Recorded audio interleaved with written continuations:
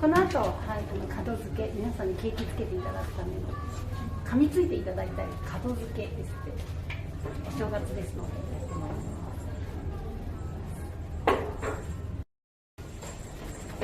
では今回もまたよろしくお願いします。よろしくお願いします。